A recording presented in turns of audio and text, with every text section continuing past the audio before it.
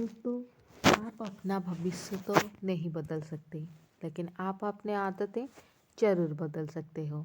और निश्चित रूप से आपकी यही आदतें आपका भविष्य बदल देगी।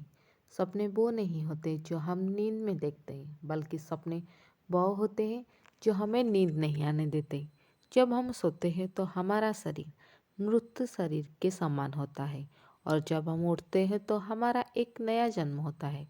और इस नए जन्म के साथ ही हमें अपने जीवन की शुरुआत करना चाहिए। अपने दिन को, अपने जीवन को एक नई दिशा देना चाहिए। दिन में पूरे 24 घंटे में सबसे ज़्यादा खूबसूरत और सबसे ज़्यादा ऊर्जावान और जीवन को सबसे ज़्यादा प्रभावित करने वाला समय सुबह का होता है। और इस समय जिन आदतों को आप अपने जीवन में अपनाओगे, वास्तव में वो आदतें आपके पूरे दिन को नहीं, बल्कि आपकी पूरी ज़िंदगी को भी प्रभावित करेगी और आपका लक्ष्यों पर सकारात्मक प्रभाव डाल सकती है। आपकी सफलता और असफलता में सुबह की आदतों का महत्वपूर्ण योगदान होता है। आज मैं आपको सुबह की ऐसी आदतों के बारे में बताऊंगी जिसे अगर आपने अपने जीवन में अपना लिया तो आप अपने आज को और अपने आने वाले हर पल को, अपने जीवन को बदल सकते हो और अपने जीवन में वो सब कुछ आप हासिल कर सकते हो जो हमें जल्दी, यानी सूर्य की किरणों के साथ ही उठ जाना चाहिए जब सूर्य की किरणें निकलती है। एक बार की बात है, महात्मा गौतम बुद्ध अपने सभी शिष्यों को आश्रम में उपदेश दे रहे थे।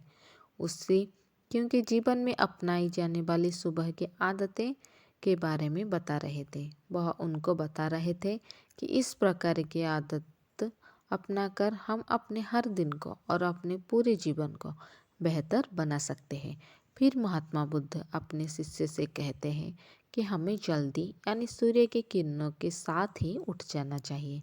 जब भी सूर्य की किरणें निकलती है तो पूरी प्रकृति का ऊर्जा प्रदान करती है और हमें भी ऊर्जा का आनंद उठाना चाहिए।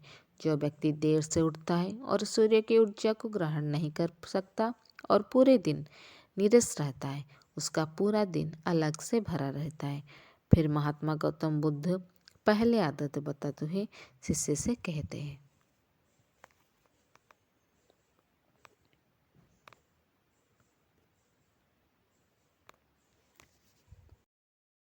उठते ही सबसे पहले सभी को आभार प्रकट करना चाहिए। चाहे हमारा कल कैसा भी हो, कैसा भी बीता हो, लेकिन हमें आज की शुरुआत सकारात्मक बातों के साथ ही करनी चाहिए। हमें सुबह उठते ही सबसे पहले सभी का आभार प्रकट करना चाहिए। हमें उन लोगों का धन्यवाद करना चाहिए जिन लोगों ने हमारे बुरे समय में मदद की है। हमें उस परमपिता परमेश्वर का धन्यवाद देना चाहिए जिन्होंने हमें ये स्वस्थ शरीर प्रदान किए हैं। हमारे अंदर किसी भी प्रकार की कोई कमी नहीं है। हम स्वयं चल सकते हैं, बोल सकते हैं, सुन सकते हैं, इस प्रकृति की सुंदरता को भी देख सकते हैं, चिड़िया के चहचहाने की आवाज़ को सुन सकते हैं, नदियों को बहने की आवाज़ को सुन सकते हैं।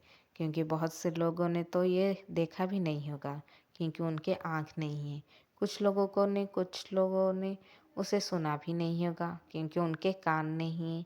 बहुत से लोग तो चल भी नहीं पाते क्योंकि उनके पैर नहीं हैं। हमें परमात्मा का आभार प्रकट करना चाहिए कि उन्होंने हमें इस काबिल बनाया है कि हम अपना काम स्वयं कर सकते हैं। किसी और पर हमें निर्भर नहीं रहना पड़ता, जबकि बहुत से लोगों को चलने के लिए दूसरों के सहारा लेना पड़ता है और दूसरों के ऊपर निर्भर रहना पड़ता है। हमारी ज़िंदगी को इतना सुंदर बनाया है। ये रंग बिरंगे फूलों जिसकी खुशबू प्रदान करते हैं, वह नदी जो हमें पीने के पानी देती है, और पेड़ पौधे या शुद्ध हवा या फल हमें इस प्रकृति से प्राप्त होते हैं। हमें इन सब का आभार प्रकट करना चाहिए, इनको धन्यवाद देना चाहिए। इन सब ने मिलकर हमारे जीवन को बेहद ही खूबसूरत बनाया है। हमें ध्यान करना चाहिए। हमारे मन के भीतर कई तरह के विचार चलते रहते हैं। विचारों का एक कोलाहल मचा रहता है। हम नहीं चाहते फिर भी हमारे मन में कोई ना कोई विचार आ ही जाता है और इन विचारों के कारण ही हम तनाव महसूस करते हैं। हमें इन विचारों को शांत करना होगा और हम इन ध्यान माध्यम से ही रोक सकते हैं। इसके लिए हमें एक शांत जगह पर बैठ जाना है और अपनी आती जाती सांसों पर ध्यान लगाना है। हमें इस बात का ध्यान रखना है कि हम किसी नाक से सांस ले रहे हैं और किसी नाक से छोड़ रहे हैं। शरीर के कौन कौन से अंगुर से उससे हमारी सांस टकरा रही है। जब हम अपना ध्यान हमारी पूरी सांसों पर लगाएंगे तो हमारा मन एक जगह पर केंद्रित हो जाएगा और भटकना बंद कर देगा। और जब हमारा मन एक जगह पर केंद्रित हो जाता है तो हमारे मन को एक नई ऊर्जा प्रदान होती है और वही ऊर्जा हमारे दिन को उत्साह से भर देती है और खुशी प्रदान करती है। ध्यान करने से हमारा दिमाग स्वस्थ हो जाता है, हमारे मन के सारे विचार खत्म हो जाते हैं और दिल में हम जब भी कोई कार्य करने वाले होते हैं तो उसके लिए हमें निर्णय लेने में भी बड़ी आसानी होती है और हम सही और स्पष्ट फैसले ले पाते हैं और अपने काम को पूरे लगन से पूरा कर पाते हैं। हमारा पूरा दिन तनाव मुक्त रहता है। हमें रोज व्यायाम करना चाहिए। इसके बाद महात्मा गौतम बुद्ध अपने सभी शिष्यों को तीसरी आदत के बारे में बताते हुए कहते हैं कि ध्यान करने के बाद तुम्हें व्यायाम करना चाहिए। हमारा शरीर के लिए जितना जरूरी भोजन और पानी है उतना ही जरूरी व्यायाम भी है। व्यायाम करने के हमारा शरीर स्वस्थ और तंदुरुस्त रहता है और हमारा मन प्रसन्न रहता है।